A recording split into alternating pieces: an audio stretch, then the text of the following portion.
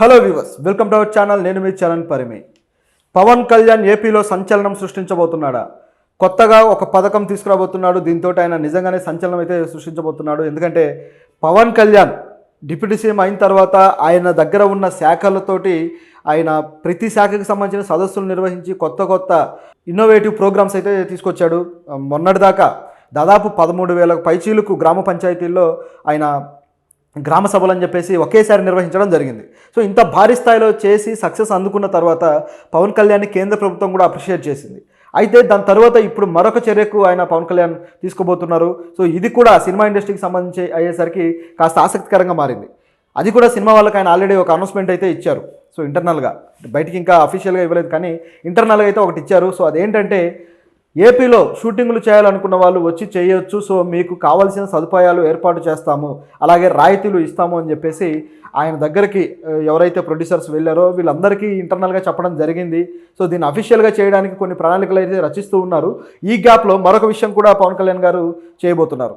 అదేంటంటే ఏపీలో ఒక పెద్ద స్టూడియో. సో ఈ స్టూడియో నిర్మాణంతో ఆంధ్రప్రదేశ్లో సినిమా ఇండస్ట్రీకి ఆయన పునాదులు వేయాలనే ఆలోచన చేస్తున్నాడు. నిజానికి తెలంగాణలో ఉన్న సినిమా ఇండస్ట్రీ అంతా కూడా 90% ఆంధ్ర వాళ్ళ నుంచి వచ్చింది. ఎందుకంటే ఇక్కడ ఉన్న హీరోలు కావచ్చు, అదేవిధంగా ప్రొడ్యూసర్స్ కావచ్చు, డైరెక్టర్స్ కావచ్చు, ఎక్కువ శాతం ఆంధ్ర నుంచే ఉంటారు. కాబట్టి ఇక్కడ హీరోల పాత్రలు కూడా ఎక్కువగా ఆంధ్ర జిల్లాల పాత్రలే ఉంటాయి. వాళ్ళు అదే స్లాంగ్ మాట్లాడుతూ ఉంటారు. సో ఆ పద్ధతిలో వెళ్తుంటాయి.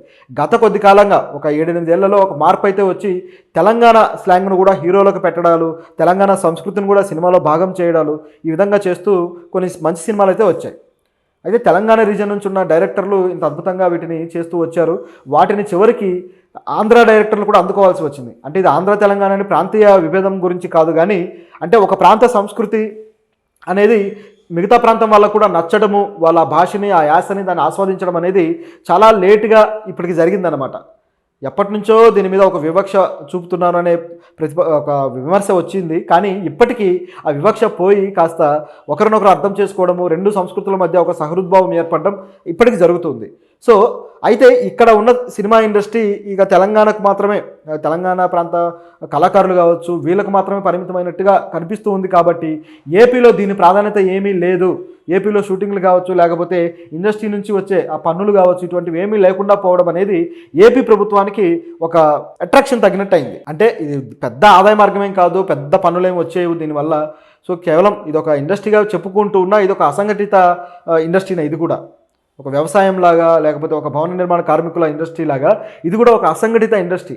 దీనికంటూ సంఘటితమైన కార్యక్రమాలు, చర్యలు ఉండవు. సో ఎవరు వస్తారో ఎవరు పోతారో తెలియదు.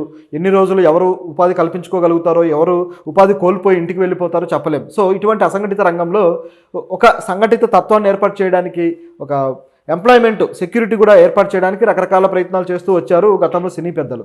సో ఇప్పుడేంటంటే ఏపీలో ప్రభుత్వమే దీన్ని నిర్వహించడం వల్ల ఒక సంఘటితంగా చేయడానికి ఒక స్కోప్ అయితే దొరుకుతుంది. సో దానికి ప్రభుత్వం చర్యలు తీసుకోవడానికి ప్రయత్నిస్తుంది అనమాట. ప్రభుత్వమే 100 ఎకరాల ఇదిలో విస్తీర్ణంలో స్టూడియో నిర్మించి అక్కడ షూటింగ్లకి, చిన్న చిన్న సినిమాలకి, ఎక్కువగా పెద్ద స్టూడియోలకు వెళ్ళలేని పరిస్థితి ఉన్న వాళ్ళకి అక్కడ పర్మిషన్లు ఇచ్చి వాళ్ళకి నామినల్ ఫీజు మాత్రమే తీసుకుంటూ, రెంట్ ఏదైతే ఉంటుందో అది తక్కువగా తీసుకుంటూ వాటి నిర్మాణానికి ప్రభుత్వం సహకరించాలనేది ప్లాన్. సో దీంట్లో భాగంగా కృష్ణా జిల్లాలోని నందిగామలో, సో దానికి దగ్గరలో ఉన్న కంచికచర్ల ఆ ప్రాంతంలో 100 ఎకరాలని వీళ్ళు సర్వే చేయబోతున్నారు. సో పవన్ కళ్యాణ్ ఆధ్వర్యంలో జరగబోతుంది. ఎందుకంటే సినిమాటోగ్రఫీ శాఖ కూడా పవన్ కళ్యాణ్ గారి జనసేన నుంచే ఉన్నారు, పవన్ కళ్యాణ్ వాళ్ళ పార్టీ నుంచే ఉన్నారు. కాబట్టి సో ఓవరాల్గా దీనికి సంబంధించిన బాధ్యతలు, దీనికి సంబంధించిన ఆ సినిమా ఇండస్ట్రీకి సంబంధించిన కొత్త అమెండ్మెంట్స్, చట్టాలు ఏవైనా సరే పవన్ కళ్యాణ్ గారి కనుసన్నల్లోనే జరుగుతాయనే దానికి ఇది ఒక ఉదాహరణ. సో ఆయన ఇప్పుడు ఆ సర్వే అయితే చేయించబోతున్నారు అనేది వార్త. అదేవిధంగా చిన్న సినిమా మేకర్స్కి అయితే ఇది చాలా గొప్పగా ఉపయోగపడబోతుంది. చిన్న సినిమాలు తీసే వాళ్ళకి ఏంటంటే స్టూడియోలకు వెళ్ళి షూటింగ్ చేయడం అనేది చాలా భారంగా మారిన పరిస్థితి. సో కొంతమంది ప్రొడ్యూసర్స్ ఈ భారం వల్ల అనుకున్న బడ్జెట్లు కూడా ఎక్కువైపోయి ఆ సినిమాలు తర్వాత రిలీజ్ చేయడానికి కూడా నానా తంటాలు పడి సినిమాలు ఆగిపోయిన పరిస్థితులు ఉన్నాయి. కొంతమందికి అయితే సినిమాలు రిలీజ్ అయితే చేస్తారు, కానీ ఆ సినిమాలు సక్సెస్ అవ్వక ఇక ఆ ప్రొడ్యూసర్స్ ఇంటికి పోయిన పరిస్థితులు ఉన్నాయి. అదే చిన్న బడ్జెట్లో ప్రభుత్వమే కాస్త సహకరించినప్పుడు తీస్తే ఏమవుతుందంటే వాళ్ళ కొంతలో కొంత వెసులుబాటు ఏర్పడుతుంది. సో వాళ్ళు రిలీజ్ చేసుకోవడానికి పెద్ద ఖర్చులు కూడా తగ్గుతాయి. సో ఓవరాల్గా అది చాలా ఉపయోగకరమైన ఇదిగా ఉంటుందన్నమాట. అయితే దీంతోపాటు మరి ఇంకా ఏపీలో ఏమైనా స్టూడియోలు వచ్చే అవకాశం ఉందా, ప్రైవేట్ స్టూడియోలు అనేది కూడా మనం ఒకసారి గమనించి చూస్తే వచ్చే అవకాశం చాలా పుష్కలంగా ఉంది. ఎందుకంటే ఏపీలో ఆల్రెడీ వైజాగ్‌లో రామానాయుడు గారి స్టూడియో ఉంది. సో, వైజాగ్ వెళ్ళిన వాళ్ళు చాలామంది ఆ స్టూడియోలో షూటింగ్‌లు కూడా చేస్తుంటారు. అయితే వైజాగ్ స్టూడియో అలాగే హైదరాబాద్ స్టూడియోలకు మధ్య తేడా ఏంటయ్యా అని చూసినప్పుడు, అక్కడి వాతావరణాన్ని ప్రతిబింబించేలా అక్కడ స్టూడియోలో కొన్ని సెట్స్ గానీ ఇవన్నీ కూడా డిజైన్ చేయడం జరిగింది. సో, మన దగ్గర ఏంటంటే ఒకవేళ ఈ పోర్ట్ ఏరియాకి సంబంధించిన షూట్స్ కావచ్చు, లేకపోతే ఏవైనా బెస్తవాడలు కావచ్చు, ఇటువంటివి చేయాలన్నప్పుడు ఆ వాడ సెట్టు అప్పటికప్పుడు ఆ సినిమా కోసం వేసి, ఆ తర్వాత మళ్ళీ దాన్ని తొలగించాల్సి వచ్చేది. కానీ అక్కడ ఏంటంటే ఆ లోకల్ అట్మాస్ఫియర్‌ను డిజైన్ చేసి, సో, దానివల్ల అక్కడ షూటింగ్ జరగటాలు, అలాగే ఇక్కడ కన్నా బెటర్‌మెంట్ అక్కడ వాళ్ళు ప్రయత్నించారు. సో, అది కూడా జరుగుతూ ఉంది. అలాగే ఇక్కడ స్టూడియోలు కూడా ఇప్పుడు నాగార్జున గారు కూడా అన్నపూర్ణ స్టూడియోని మరింత ఇంటర్నేషనల్ లెవెల్‌కి తీసుకెళ్ళడానికి మేము ప్రయత్నిస్తున్నాము. దానికి కావాల్సిన టెక్నాలజీ కోసం ఆయన లండన్ కూడా వెళ్ళి అక్కడ లండన్ స్టూడియోస్‌ని పరిశీలించడము, ఇవన్నీ చేస్తూ వచ్చారు గతంలో. సో, ఆ ప్రయత్నాలు కూడా ఇక్కడ జరుగుతూ ఉన్నాయి. సో, ఈ విధంగా ఉండగా అయితే ఇక్కడ వీటిని అప్‌గ్రేడ్ చేయడం వల్ల రేట్లు కూడా అలాగే పెరుగుతాయి. సో, చిన్న సినిమాలకు కాస్త అందుబాటులో లేని పరిస్థితి. కొన్ని చిన్న సినిమాలు అయితే ఎక్కువగా ఆ విలేజ్‌లకి వెళ్ళిపోయి అక్కడే షూటింగ్‌లు జరిపే పరిస్థితి కూడా ఉంటూ ఉందన్నమాట చాలా కాలంగా. ఎందుకు ఇలా చేస్తూ ఉన్నారంటే స్టూడియోల రేట్లు ఎక్కువైపోవడం వల్ల, వాళ్ళు కట్టేయలేని పరిస్థితిలో ఉండటం వల్ల ఇలా జరుగుతూ వస్తుందన్నమాట. సో, చిన్న ప్రొడ్యూసర్స్‌ని కాపాడాలి, చిన్న ప్రొడ్యూసర్స్‌కి న్యాయం జరగాలి అంటే వీళ్ళకి ప్రైవేట్ వ్యక్తులు ఎవరైనా సరే డబ్బులు సంపాదించుకోవడానికే కదా వాటిని పెట్టేది. సో, వాళ్ళెందుకు వీళ్ళకి ఫేవర్ చేయాలి అనే ప్రశ్న వస్తుంది కదా. సో, దీనికోసం ఆంధ్రప్రదేశ్ గవర్నమెంట్ ఒక మంచి పథకంలాగా దీన్ని తీసుకొచ్చిందని చెప్పొచ్చు. నిజానికి కర్ణాటకలో ఇలాంటి సినిమాలకి బాగా ఫేవర్ చేసే ఒక చట్టాలైతే ఉన్నాయి. కర్ణాటకలో ఏం చేస్తారంటే వాళ్ళ భాషలో కర్ణాటక వాళ్ళు షూటింగులు ఆ ప్రాంతంలో చేసుకున్నప్పుడు, అంటే కర్ణాటక స్టేట్లో మాత్రమే చేసినప్పుడు వాళ్ళకు కొన్ని రాయితీలు ఇస్తూ వస్తుంటారు. అదేవిధంగా ఒకవేళ బయటికి వెళ్ళి బయట ఫారిన్లో షూటింగ్ చేసినప్పుడు మాత్రం వీళ్ళకి ఆ రాయితీ ఉండదు ఆ సినిమాకి. సో, అటువంటి ప్రతిపాదన ఉంది. అలాగే తమిళనాడు వాళ్ళైతే వాళ్ళ భాషలో టైటిల్ పెట్టినప్పుడు వీళ్ళకి కాస్త పన్ను రాయితీ ఇస్తారు. అంటే ఇప్పుడు అందుకే రోబో సినిమా కూడా చూసుకుంటే మనకు తెలుగులో రోబో అని పెట్టారు, తమిళ్లో మాత్రం యంత్రన్ అని పెట్టారు, అంటే యంత్రుడు అన్నట్టుగా. సో, ఇటువంటివి చాలా ఉన్నాయి. అంటే కొన్ని సినిమాలు మాత్రం అవన్నీ పట్టించుకోకుండా ముందుకెళ్ళిపోతుంటాయి. అంటే వాళ్ళకి ఏ టైటిల్ బాగుంటే ఆ టైటిల్ మీద వెళ్ళిపోతుంటారు. కానీ చిన్న సినిమాలకు మాత్రం ఇలాంటి తమిళ టైటిల్లు పెట్టడం వల్ల వాళ్ళకి కాస్త పన్ను రాయితీ వచ్చి అది కాస్త వెసులుబాటు ఏర్పాటు చేస్తుంది.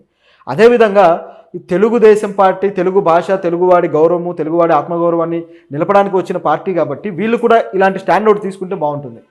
తెలుగు భాషలో టైటిల్ పెట్టిన వాళ్ళకి కాస్త ఏదన్నా రాయితీ ఇవ్వడము, అదేవిధంగా తెలుగు సంస్కృతుల మీద సినిమాలు తీసిన వాళ్ళకి కాస్త రాయితీలు ఇవ్వడము, ఇలాంటివి చేసినప్పుడు కాస్త ఉన్నతమైన సినిమాలు వస్తాయి. ఏ సినిమాలో అయినా సరే ఆకట్టుకునే కథనాలే ఇంపార్టెంట్. కాకపోతే ఆ థీమ్ ఏం తీసుకొని చెబితే ఆడియన్స్కి బాగుంటుంది అనేది కూడా ప్రభుత్వాలు కాస్త చొరవ తీసుకోవచ్చు.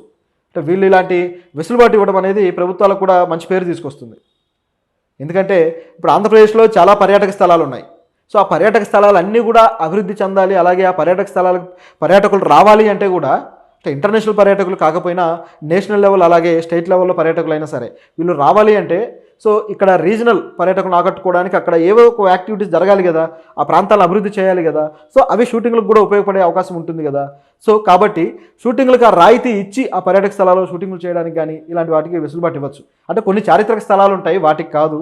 చారిత్రక స్థలాల్లో షూటింగ్లు చేసినప్పుడు కాస్త వాటికి ఇబ్బంది కలిగించే అవకాశం ఉంటుంది. ఎందుకంటే అవి చాలా విలువైన చారిత్రక స్థలాలు అయి ఉంటాయి.